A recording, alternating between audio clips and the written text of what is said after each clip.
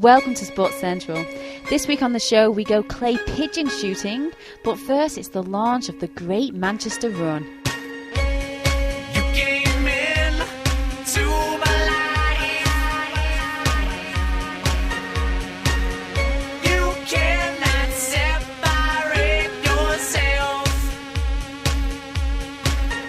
And I found that around here in this city that I won't disappear. In this city, I got nothing to fear. In this city.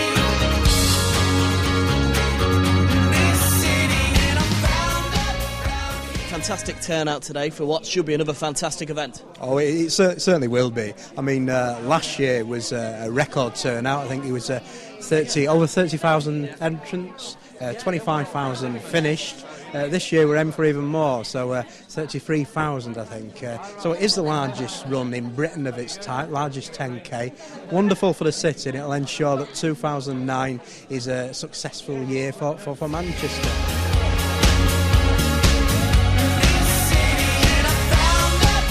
Bupa have nominated the Alzheimer's Society as their chosen charity this year, and I'm an ambassador of the Alzheimer's Society. A member of my family is affected by the disease, so I know how much it can personally affect someone's life. I'm kind of a carer for that person. It's a very difficult situation to be in, and basically I just want to raise awareness of the disease and show people that you can handle it if you take the right steps. My mother showed signs of confusion when she was probably in her late 50s, and we just put it down to her being eccentric. And then it got worse and worse and worse, and she finally had a physical breakdown, and about 6 years later, and the doctors did diagnose her with Alzheimer's, which we had no idea what it was, and they didn't really know what it was. They just said she has Alzheimer's and there's no cure, and sent her home. And so it was really up to us to try and cope as a family with no outside help. And there's so many different types of Alzheimer's disease and dementia. It can affect each person differently. But I suppose that's the main thing. It's watching someone kind of degenerate over time. The Bupa Greater Manchester Run is hopefully going to raise money for Alzheimer's, and that's where I come in, because I'm a patron of the Alzheimer's Society, and I'm not personally a runner.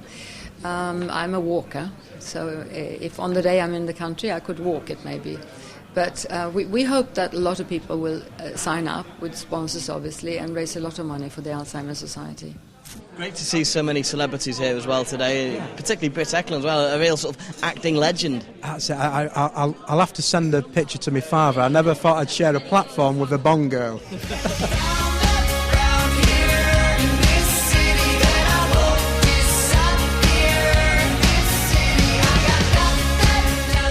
Fantastic race and a fantastic cause that you'll be supporting. Yes, very good, very excited, a bit nervous about training and stuff, but as you say, a fantastic cause, so all worthwhile. And a cause that's particularly close to your heart as well. Yes, the children's hospital that I'm running for actually treated my nephew when he had meningitis. It was really serious. We all got called up and said you're going to have to come and say bye to him as such.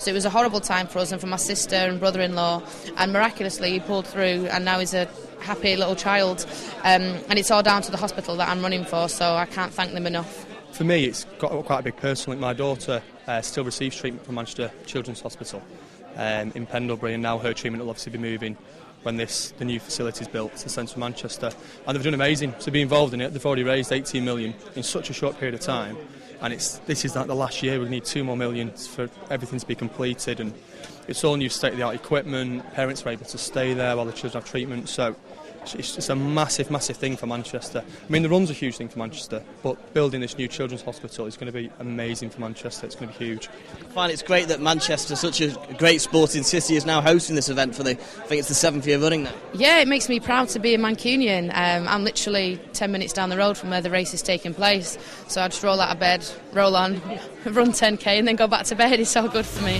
There's an open road and I'm traveling down, don't know where to go, but I like it low. Shoot that sky till the moon explodes.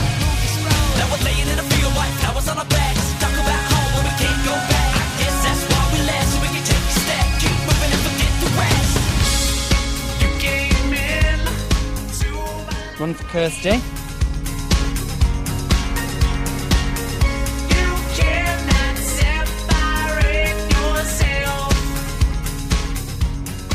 first time I met her was at the opening ceremony of the Commonwealth Games, which was quite a remarkable event in itself, but meeting Kirsty has, well, changed my life. And I know we often say that very lightly, but I remember when I was going through the darkest times during my ill health scare in the last 2 years, and you draw inspiration from people like that who have to get up and have had to get up since birth every day, knowing that they're poorly, and people like that give you drive and inspiration when you're not feeling particularly well, which I wasn't at the time. And that's why I think I've stayed a very, very close friend of Kirsty. Probably one of the most touching things that happened when I was ill was the fact that she came to visit me in hospital, which again I found just astounding. This young child with so much care and so much love in her heart for such a young person is just so incredibly touching. And every time the phone's picked up and Kirsty says, come and help, come and support, if I'm here, I'm in the country, I'm there. I hate running. I did the kids run with Kirsty about 3 years ago, which was brilliant because we just walked around and waved. And so this year, Kirsty phoned and asked if I'd do the main run. And I couldn't really say no. About 4 weeks before Christmas, I got myself a personal trainer. I started to run, albeit on a treadmill, but I'd started the first session literally. I just was going to throw up. I was so exhausted. But then after, a couple of weeks, I got into it and I'm really enjoying it. So I encourage anybody who doesn't like exercise to try a bit of running, because the great thing about running, like me and Britt Eklund have just been having a little chat. The great thing about running and that kind of exercise is you can eat what you want and do what you want, because as long as you're running, then you're keeping yourself fit, and it gets your heart going. It's great for, cardiovascular. It gets everything moving. It tones you up. These are the things I have to say to myself in order to get myself, But I like the regime. I like running on a Monday, a Wednesday, and a Friday. It gives me 2 hours of my life assigned to something that's not thinking about work, not thinking about going to the pub, not thinking about eating. It's just going to the gym and exercising. And it's done me the world of good. I genuinely mean that. It's done me the world of good. So to then, on top of that, raise money for Kirsty's Appeal and Francis House is brilliant. So I'm delighted. You came into my life. You cannot separate yourself. You've got to remember that most of the people I think it's 33,000 they're aiming, that's how many people are going to run this year.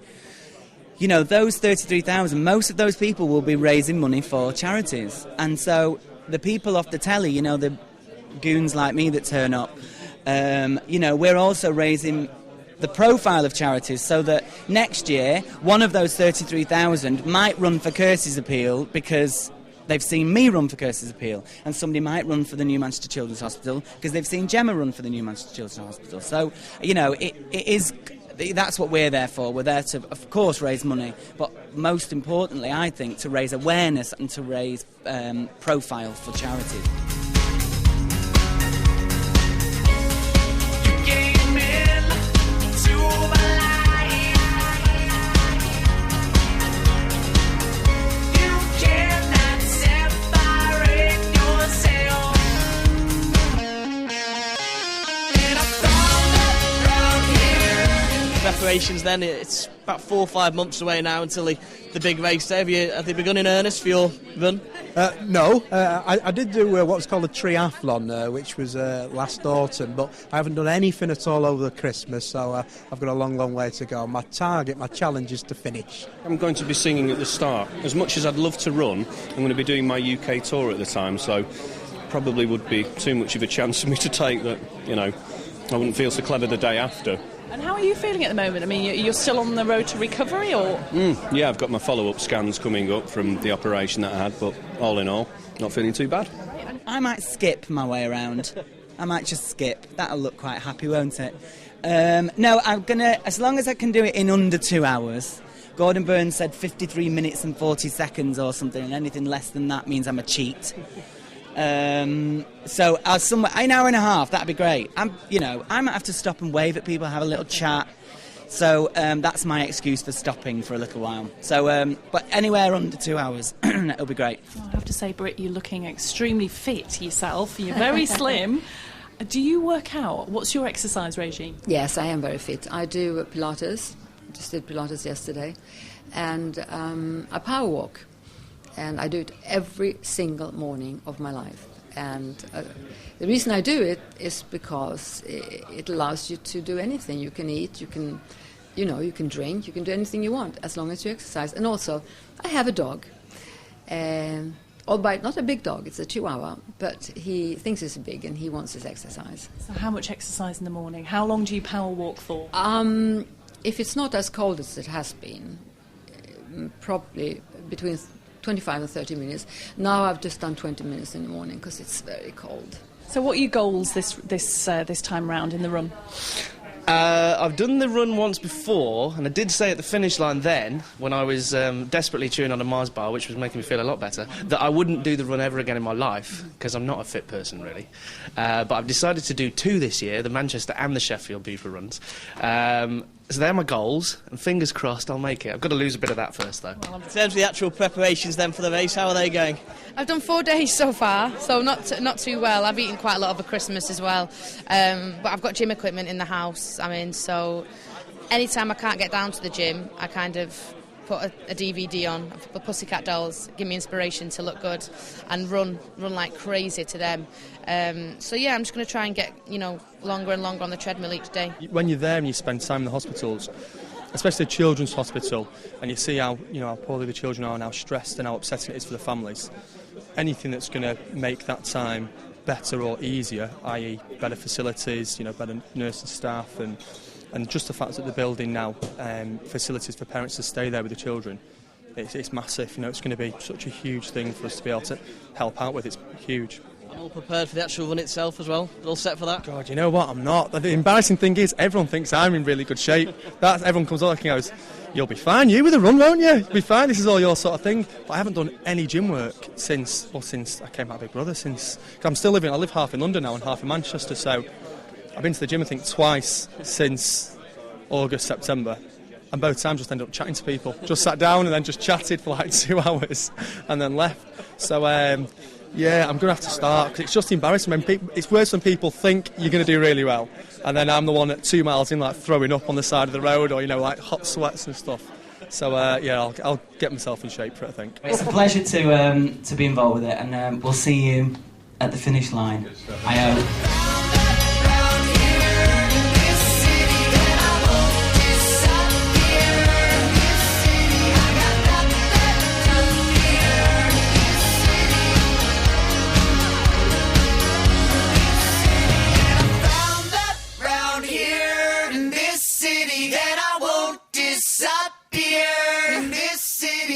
That's all for part 1, but join me after the break.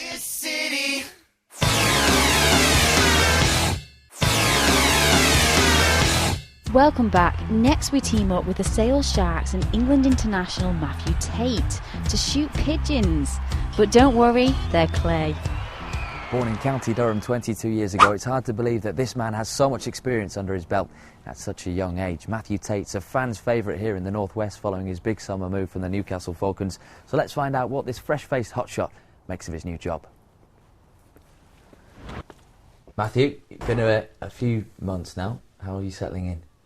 Oh, enjoying it. Sort of living the city and enjoying playing at the club. All the boys seem to have been very welcoming and sort of made me feel at home down here, and doing sort of pretty well in the league and the Heineken Cup at the moment. Walsingham?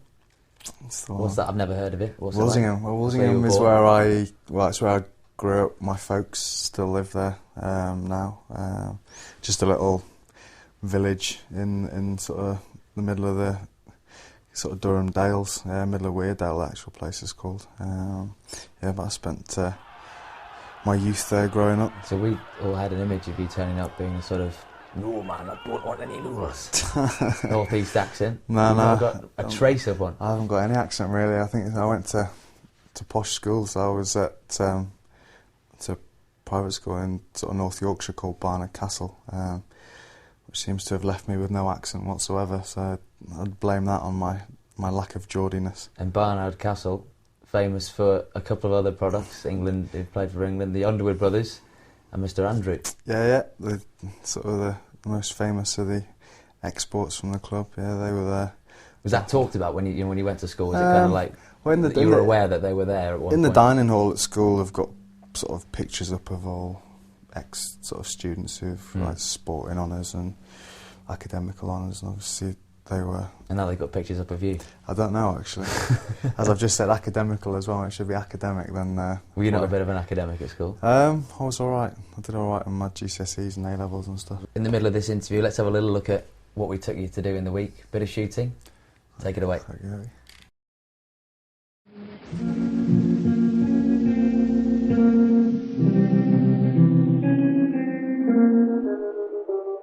Bang bang, Paul. my baby shot me down. Hiya, welcome to Manchester Clay Shooting Club. Nice to meet you. I'm Ian Corrigan, I'm your coach for today. Thank you very much. Cheers. Okay, now I'm going to use this little device. It's designed to check your eye dominance. Close your left eye. On target, yeah? Both eyes open. Close your right one if you would. Okay, so your right eye dominant, coming onto it. Yeah. Missed. Yeah. Close your right one. On target. Yeah. Yeah, that's it. Left eye dominant. Yeah. This is the gun we're going to use. This is a slip. Right, here it is. You notice how I opened the gun before I lift it from the slip. And when you mount the gun, your cheek has got to sit on the comb. Lock, stock, and obviously there's your barrel. You always prove the gun is empty. Okay, there we go.